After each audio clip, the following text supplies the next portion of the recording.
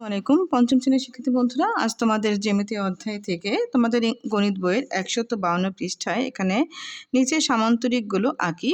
আমি এই খ নাম্বার সমস্যাটা সমাধান করে দেব। আমি প্রশ্নটা লিখেছি এভাবে যে একটি সামান্তরিক আঁকো যার দৈর্ঘ্য 5 সেন্টিমিটার, প্রস্থ 3 সেন্টিমিটার এবং একটি কোণ 70 ডিগ্রি। তো সেক্ষেত্রে আমরা কিভাবে আঁকবো? তো আমরা ভূমি সংলগ্ন একটি রেখাংশ প্রথমে এঁকে নেব। ঠিক আছে, তাহলে আমরা একটা রেখাংশ আঁকলাম। এখন আমাদের কি বলেছে, একটি সামান্তরিক আঁকো যার দৈর্ঘ্য 5 সেন্টিমিটার। তাহলে আমরা এই ভূমি সংলগ্ন যে দৈর্ঘ্য সেটার পরিমাপ আমরা কি নেব, 5 সেন্টিমিটার, অর্থাৎ এই যে এতটুকু, এই 5 সেন্টিমিটার আমরা নিয়ে নিলাম। ঠিক আছে, এটা মার্ক করে নিলাম। তাহলে এটার নাম দিই আমরা ক, আর এটার নাম দিই খ বিন্দু। এখন আমরা এই ক বিন্দু থেকে আমরা কি করব, 70 ডিগ্রি কোণ আঁকবো। কি দিয়ে? চাঁদা দিয়ে। তোমরা তোমাদের জ্যামিতি বক্সে যে চাঁদাটি আছে এটা নিয়ে নেবা। সেক্ষেত্রে আমরা এই যে মধ্যবিন্দু, এখানে এই মধ্যবিন্দুটা আমরা এই কয়ের এখানে রাখবো। এভাবে আমরা চাঁদার এই বিন্দুটা আমরা এই ক বিন্দুতে স্থাপন করলাম এবং এই রেখাটা সমান রাখবো। এখন আমার 70 ডিগ্রি কোণ আঁকবো কীভাবে? দেখো, আমার এইভাবে যদি গণনা করি, এইভাবে আমার 70 ডিগ্রি কোণ এইখানে। তো 70 ডিগ্রি কোণের যেই বিন্দুটা আমরা এখানে একটা বিন্দু দিয়ে দিলাম। এখন স্কেল দ্বারা আমরা এই বিন্দুটার সাথে আমরা এই ক বিন্দুর সাথে আমরা কি করব, রেখাংশ এঁকে নেব, অর্থাৎ যোগ করে নেব। আমরা যোগ করে নিলাম। এটা একটু বড় হলেও সমস্যা নেই, ঠিক আছে, যোগ করে নিলাম। এখন আমরা কি করব, দেখো, এখন আমাদের তো যেহেতু আমাদের এখানে বলা হয়েছে প্রস্থ 3 সেন্টিমিটার, সেক্ষেত্রে আমরা এই ক বিন্দু থেকে শুরু করে আমরা এই রেখাংশের বরাবর আমরা 3 সেন্টিমিটার প্রস্থ চিহ্নিত করব। দেখো, তাহলে এখানে আমার 3 সেন্টিমিটার কোথায়? 3 সেন্টিমিটার হলো এখানে। তাহলে এই যে 3 সেন্টিমিটার বরাবর আমরা একটা বিন্দু দিলাম।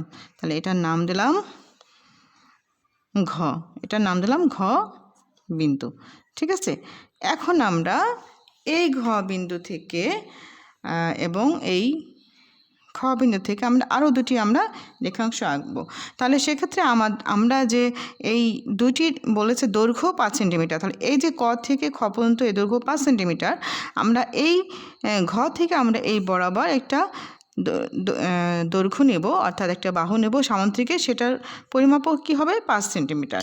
সেক্ষেত্রে আমরা এই কম্পাসটা ব্যবহার করব। তো সেক্ষেত্রে আমরা 5 সেন্টিমিটার, দেখো ক থেকে খ পর্যন্ত আমাদের কত, 5 সেন্টিমিটার। আমরা এই 5 সেন্টিমিটার দৈর্ঘ্য পরিমাপ করব। দেখো, পরিমাপ করে আমরা এই ঘ থেকে এই বিন্দু থেকে আমরা এই ঘ এবং ক্ষয়ের ডান পাশে এইভাবে একটা বৃত্তচাপ আঁকবো, এইভাবে, এই পরিমাপে এইটা 5 সেন্টিমিটার। ঠিক আছে, এখন আমরা প্রস্থ আঁকবো আরেকটি। তাহলে প্রস্থের মাপ কত, 3 সেন্টিমিটার। সেক্ষেত্রে আমরা এই ক থেকে এই ঘ পর্যন্ত যে পরিমাপটা 3 সেন্টিমিটার, এটা মাপ নেব। এটা মাপ নিয়ে আমরা কি করব, এই খ বিন্দু থেকে আমরা এই একই পাশে এই বৃত্তচাপের উপরে এভাবে আরেকটি বৃত্তচাপ আঁকবো। ঠিক আছে, এখন বৃত্তচাপ আঁকার পরে আমাদের এখানে দুটি বৃত্তচাপ একটা জায়গায় মিলিত হয়েছে। এটা এখানে আমরা নাম দেব গ বিন্দু। ঠিক আছে, এখন আমরা গ বিন্দু এবং ঘ বিন্দু যোগ করব এবং গ বিন্দু এবং খ বিন্দু যোগ করে নেব। দেখো, এই যেভাবে আমরা যোগ করলাম, এইভাবে একটা বাহু আঁকলাম। আর এখন আমরা এই গ বিন্দু থেকে ঘ বিন্দু পর্যন্ত আরেকটা এই বাহুটাও আমরা যোগ করে নেব। ঠিক আছে, দেখো, তাহলে এই দেখো ক খ গ ঘ হলো একটি সামান্তরিক। এখানে ক খ, এই ক খটা কিন্তু কত সেন্টিমিটার, 5 সেন্টিমিটার। আমরা এটা কিন্তু কলম দিয়েও লিখতে পারি। দেখো, এই যে দূরত্বটা, এই দূরত্ব হলো 5 সেন্টিমিটার দৈর্ঘ্যটা, আর এটা প্রস্থ হলো আমার 3 সেন্টিমিটার।